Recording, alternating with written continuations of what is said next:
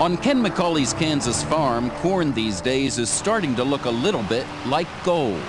Life is pretty good for a corn farmer right now, isn't it? It really is, Chip. It's a good year. We have good yields, good prices.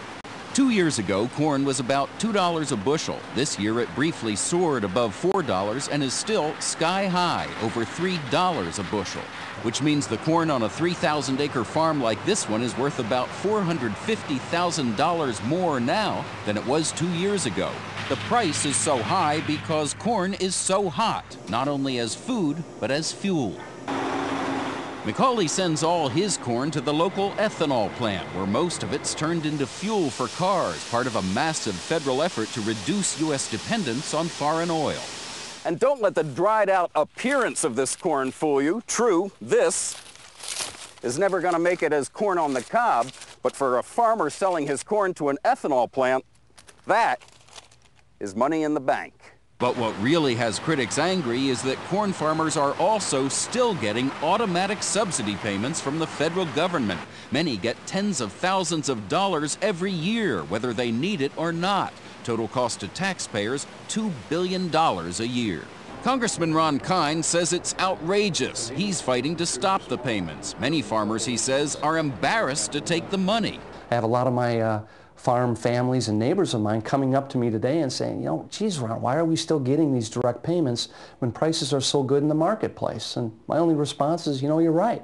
This is crazy. But the corn payments live on because many members of Congress insist they're still needed as a safety net. Senator Sam Brownback grew up on a Kansas farm. How do you justify millions of dollars in taxpayer money going to corn farmers who are doing very well right now? Because they were doing very poorly 2 years ago.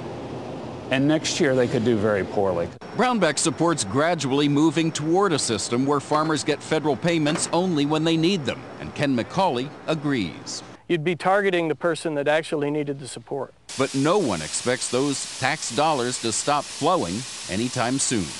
Chip Reid, CBS News, White Cloud, I don't have to tell you things are bad. Everybody knows things are bad. It's a depression. Everybody's out of work or scared of losing their job. The dollar buys a nickel's worth. Banks are going bust. Shopkeepers keep a gun under the counter.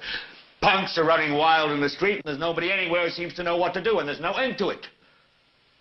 We know the air is unfit to breathe, and our food is unfit to eat.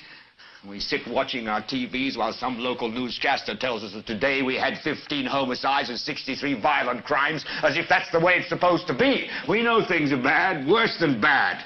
They're crazy. It's like everything everywhere is going crazy, so we don't go out anymore. We sit in the house, and slowly the world we're living in is getting smaller, and all we say is, please, at least leave us alone in our living rooms. Let me have my toaster and my TV and my steel-belted radios, and I won't say anything. Just leave us alone. Well, I'm not going to leave you alone. I want you to get mad. I don't want you to protest. I don't want you to riot. I don't want you to write to your congressman because I wouldn't know what to tell you to write. I don't know what to do about the depression and the inflation and the Russians and the crime in the street. All I know is that first, you've got to get mad. You've got to say, I'm a human being. God damn it. My life has value. So, I want you to get up now.